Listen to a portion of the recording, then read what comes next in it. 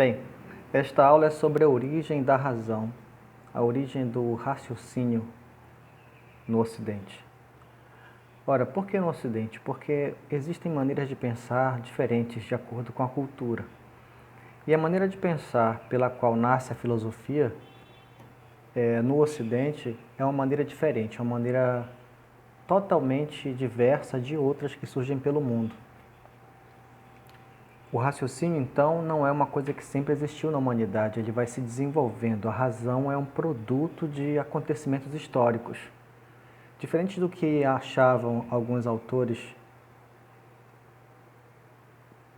que estudavam a cultura antiga grega, os helenistas, né? Alguns pensavam anteriormente que existia uma coisa chamada milagre grego, ou seja, os gregos eram um povo privilegiado, de certo modo genial, e de alguma forma divina, milagrosa, como sorte mesmo, é que se deu a descoberta, a invenção da razão, do raciocínio, por um povo que teria então alguma espécie de privilégio ou algo diferente na sua mentalidade, até melhor que outros povos. Ainda bem, depois de um tempo, alguns estudiosos, né, que superaram essa ideia que era defendida por Bournet, um francês, outros pensadores, como Vernon e outros mais, helenistas também, começaram a estudar melhor as condições históricas de surgimento da razão do raciocínio na Grécia Antiga, que é, na verdade, o surgimento dessa filosofia que surge no século VI a.C., aproximadamente, ok? Então, o que acontece? Nós vamos elencar agora, de modo resumido, quais são essas formas de pensar, essas formas históricas, esses acontecimentos que se misturam com maneira de pensar, que vão compor, que vão formar as condições do que se chama raciocínio, ok? Antes de tudo, é preciso lembrar que os temas da razão, os temas que o raciocínio estuda, são os mesmos temas que o mito antes respondia. E vai continuar respondendo até hoje. Os mitos vão responder de onde nós viemos, para onde nós vamos, quem somos, por que existem coisas diferentes, sentimentos diferentes, ideias diferentes, personalidades diferentes, sentimentos, seres, animais, vegetais, enfim, diferentes. Por que existem fenômenos na natureza, os astros, o porquê de existir cada coisa, os mitos vão explicar de modo fantástico, de modo poético, a partir da crença, das religiões, né? Da fé, do sobrenatural. Agora a razão vai explicar as mesmas coisas, só que de outra forma. Vamos ter uma aula própria para essa diferenciação.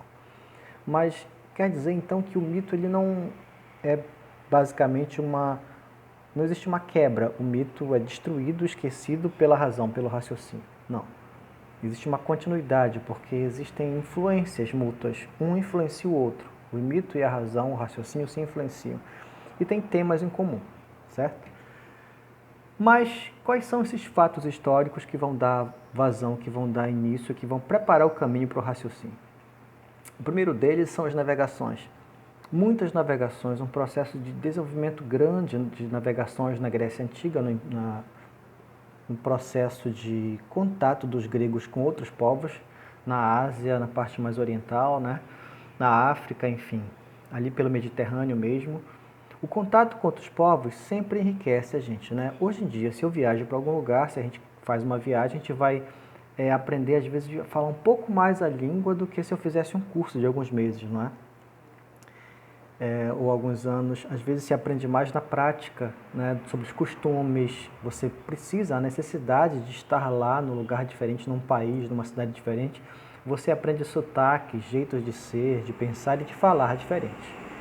Os gregos aprenderam nessas viagens, então, muitas coisas, como comércio e outras invenções importantes da época que eles vão trazer, vão aproveitar nesse contato cultural e vão trazer para a Grécia e vão, digamos assim, não digo que melhorar, mas vão adaptar a sua realidade, suas necessidades e vão criar essa forma inovadora de pensar. Tá?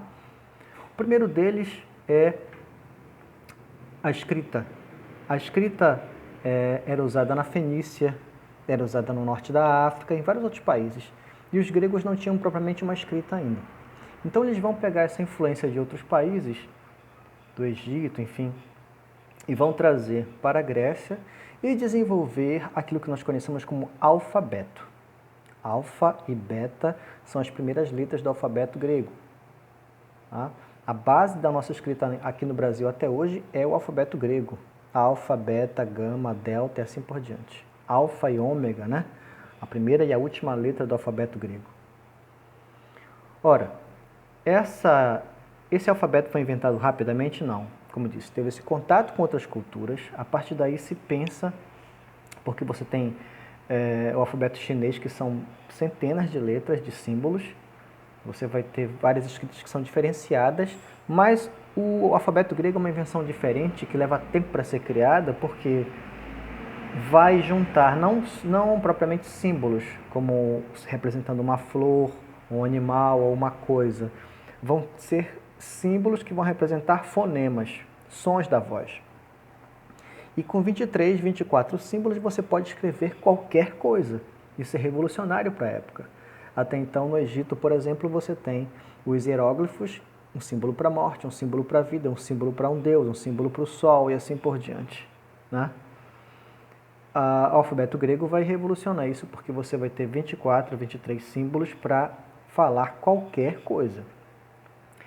Então, a escrita vai ser importante pela representatividade, pelo registro, você vai poder registrar, guardar o que você quiser. Isso é importante porque, se não houvesse um livro escrito hoje, impresso, que foi escrito há centenas, há milhares de anos, a gente não poderia ler aquilo, entender aquilo de modo tão próximo ao que a pessoa pensou quando escreveu, né? Se Platão, Sócrates, os apóstolos, quem quer que seja, escrever um livro antigo, eu tenho contato, quando eu leio um livro de alguém que escreveu hoje, ontem, mês passado, 10 anos atrás, eu tenho contato com o pensamento da pessoa. Isso permite com que eu repense, reflita, discuta com a pessoa, com o pensamento dela, ou até melhore aquilo. Se eu for o próprio autor, eu posso reler um livro meu e melhorar daqui a um tempo. Vários autores fazem isso na literatura, na filosofia, nas ciências. Repensam sua obra, então registra o pensamento, você guarda o pensamento no papel, né? Você guarda hoje em dia na internet também. Você pode refletir, melhorar o teu pensamento e o debate flui, né? E o pensamento se espalha pelo mundo. A escrita permite isso. Então, isso é uma base fundamental para o raciocínio. Você pensar a diferença, nas navegações você tem contato com outras culturas. Primeiro elemento importante para o raciocínio, então, pensar a diferença. Segundo elemento para compor, para formar o raciocínio, é você aprender a refletir, a repensar e a registrar, guardar o que você pensa e tentar melhorar sempre. Tá? Terceira coisa, a medida. A capacidade de comparar, de medir, de avaliar. Isso se dá, além da matemática, que os gregos já estavam aprendendo também com outros povos, com uma coisa fundamental que é bem a parte, digamos, uma das partes mais práticas da matemática, que é o uso da moeda, do dinheiro. Que naquela época ainda não era em papel, né? Era apenas em moedas que podiam ser de madeira, de metal, enfim, de algum tipo de pedra. Tá? Então, essas moedas não eram só um objeto para trocar com água, percebam, porque antes como é que era feito? Escambo, você trocava mercadorias uma coisa pela outra, não tinha uma tabela, não tinha uma noção de que era caro ou barato, quantos frangos valem um boi, quanto de algodão vale uma saca de farinha, então a coisa era meio confusa.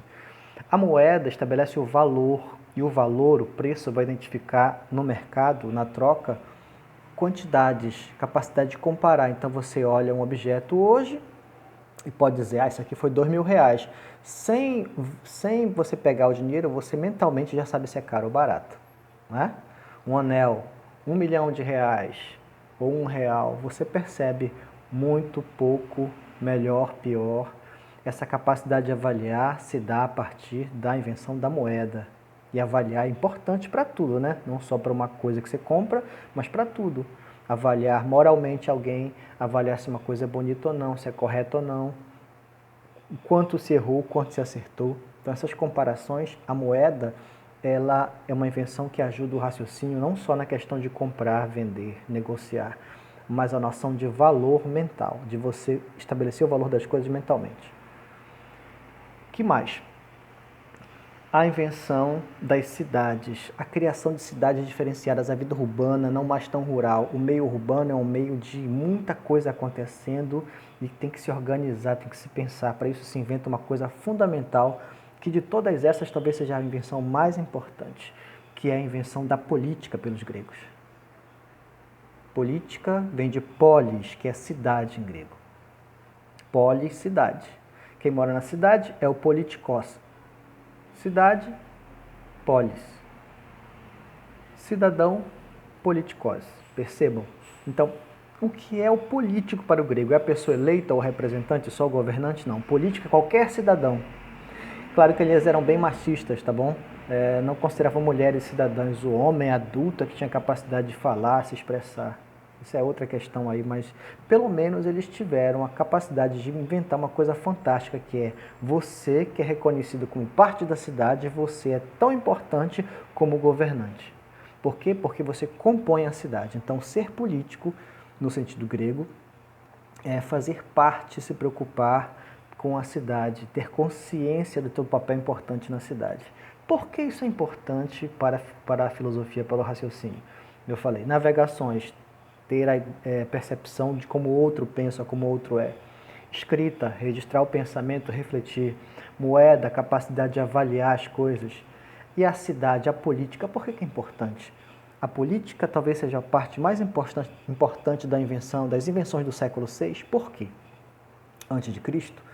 Porque a política é a capacidade de eu ouvir, falar também, mas ouvir quem pensa diferente de mim e vice-versa, e nós debatermos livremente, discutirmos, não brigarmos, não nos ofendermos, com respeito, é um dialogar, debater ideias, para quê? Para tentar entender nossa realidade, para melhorar a nossa vida, a nossa cidade, nossa convivência. Então, isso é importante para a filosofia, para o raciocínio. Óbvio, raciocinar não é pensar sozinho só.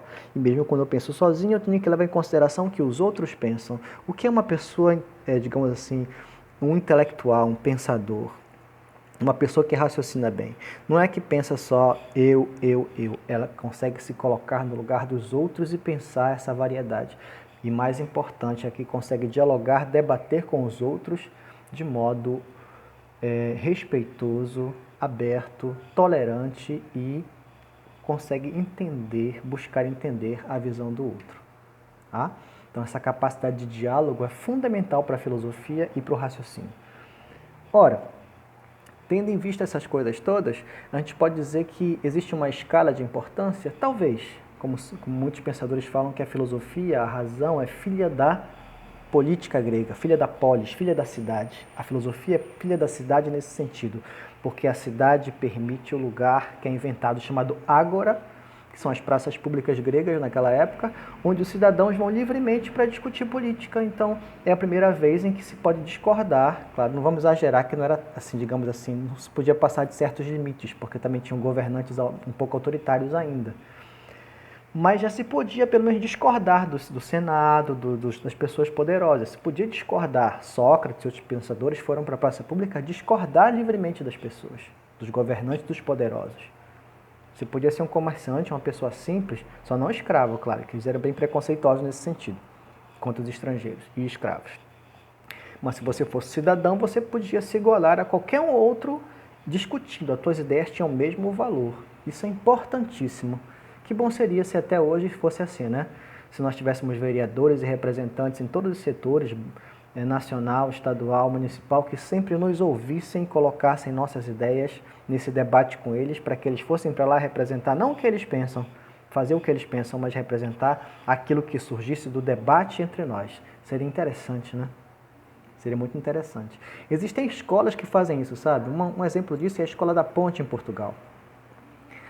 Todo mês, e às vezes até por períodos menores, existem reuniões na Escola da Ponte com os alunos, desde os pequenininhos, pais, todo mundo, e quem decide como a escola vai funcionar, suas regras de divisão de tarefas, do que vai ser estudado, como é que vai funcionar cada pedaço da escola, como vai ser gasto o dinheiro da escola, são os alunos, principalmente com os professores e a comunidade. Isso é fantástico, né? E é raro. E os gregos começaram isso lá na Grécia. Como eu falei, não era perfeito, obviamente. Muita gente era excluída desse debate, mas os cidadãos faziam parte. Tá? Antes disso, não.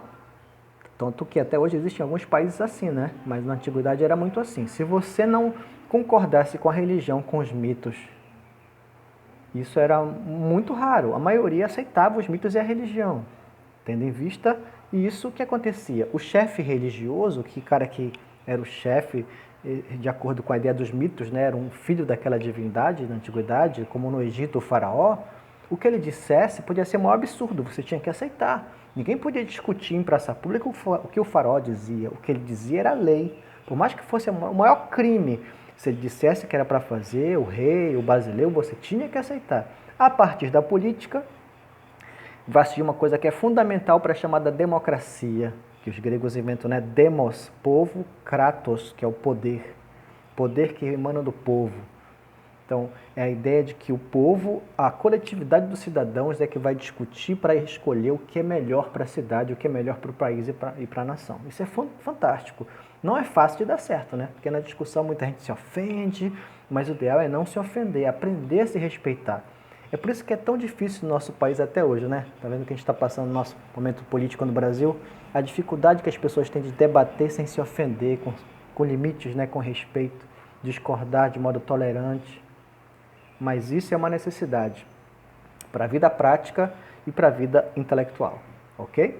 Então, a razão, o raciocínio na Grécia, a filosofia só surge no século VI porque tem esse campo preparado. A política, a moeda, a escrita alfabética, tá? Que vai também dar início para as leis escritas, porque antes era tudo de quem guardar na memória, né? Não tinha lei escrita, né? E as navegações, sem falar da moeda, que é importantíssima, como a gente já falou. É isso. Abraço.